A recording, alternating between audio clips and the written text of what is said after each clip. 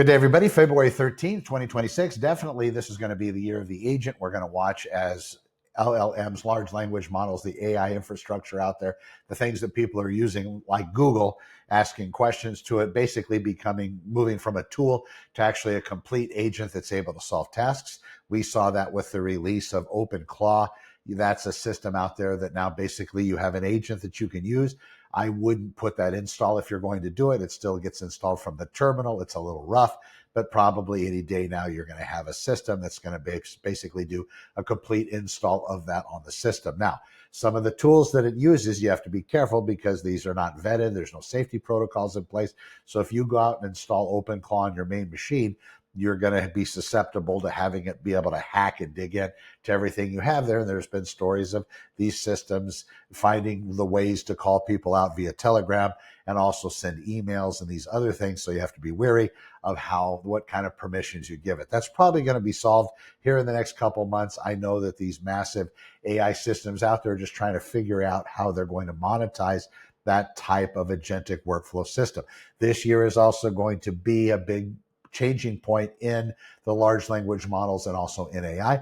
We saw August of last year, it was starting to be purported that these systems are starting to repair themselves, fix themselves, make themselves better, speed up themselves by themselves, basically an entire agentic workflow and processes put in place so the model self-improves all by itself with very little human, if any, human oversight. We're seeing that that's really going to take off this year.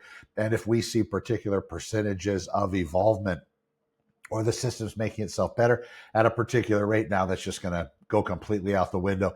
Within the next 2 or 3 months, there's really not going to be much difference across all standards. If you look at these different large language models, my opinion, but what's going to end up happening is it's going to have outrun all of our brain power put together simultaneously. So when we go to one model to another, the only difference is going to be how well it knows us. So I'll throw caution. Well, I'll tell you to just be a little cautious out there because you should use different models just to kind of get a feel, because the one that you're loving and working with all the time is really going to get to know you, and it's going to know exactly how to treat you to get you to stay there. And it might actually end up causing you to lose sight of something that you might have forgotten or take you off a particular path. So then I would go over to a different large language model, and there are several really good ones at the very top, and I would start a conversation with it and maybe ask it some of those similar questions that you've asked the model that really knows you well.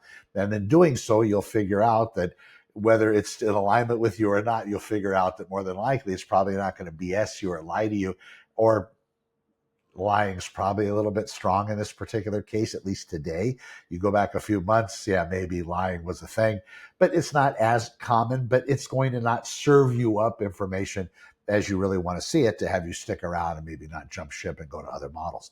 But keeping yourself in that particular space is good, and having a little bit more discomfort giving you than comfort is also good as well, especially if you're dealing with these systems a lot, depending on what type of business you're in. Also, I would suspect that the school systems that are probably becoming more and more used to using AI in the workflows, that's probably a good place for the students to be, but there's going to have to be some break at some point where the systems, basically the schools, are going to be able to give the kids a break and say, listen, we want you to prepare a research paper the old-fashioned way. You're not going to use AI or anything. So they basically have a period of time that the kids have to learn how to do things without AI. This is probably more in the future than it is now, but that's probably going to be something that we're going to see. Basically an unplugging of sorts from everything artificial intelligence and being able to apply that workflow in a traditional way that my generation and the one after me, the millennials, came up and really understood how to function with. And I think that's important, especially if this all goes away, which doesn't appear that that's going to be the case.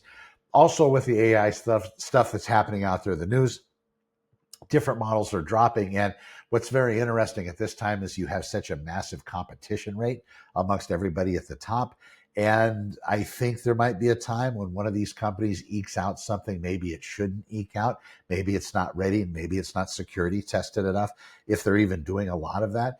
But once that ekes out, it's going to create a little bit of a distrust amongst all of them. So we have to be wary and know that that's potentially going to happen also. If you heard this week, there was a Waymo vehicle that slammed into a kid.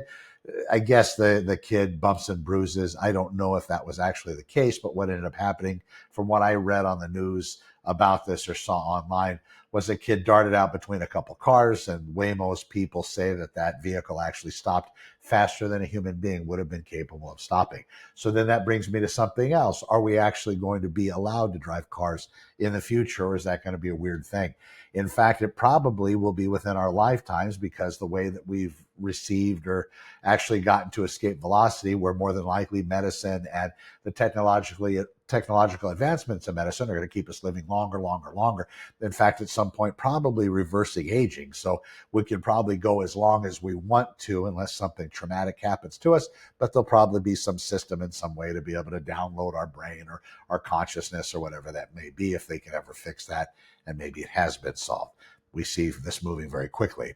But that being the case, it's probably going to come down to a point where, because of all this time, we're going to see that in our lifetime, in that time, probably people aren't going to drive. Insurance companies are probably going to charge out the nose to be able to have an actual person drive a vehicle.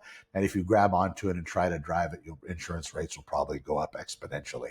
That's probably where insurance is going to be, because they believe computers make better decisions than humans. And maybe that's the case. So be prepared for that. If you thought your kid's not driving was weird, and I did as well, there's going to come a time where driving is going to be something that it's talked about around the campfire, if we're even allowed to have campfires at that point.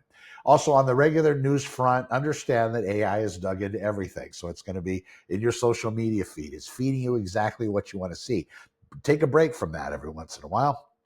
You're on Instagram, you're on TikTok, you're on Facebook if you're one of my generation, and it's just feeding you everything you want to see. In fact, you go look at somebody else's Facebook feed or somebody else's Instagram feed. If you're close enough to them to allow you to do that, you'll see that they're seeing totally different things than you. In fact, you can mess with your feed a little bit, mess with the AI just by liking something you normally wouldn't. Then all of a sudden, that's flooding your particular feed as you're looking at it. Don't forget, we're being monitored all the time. We're being seen all the time.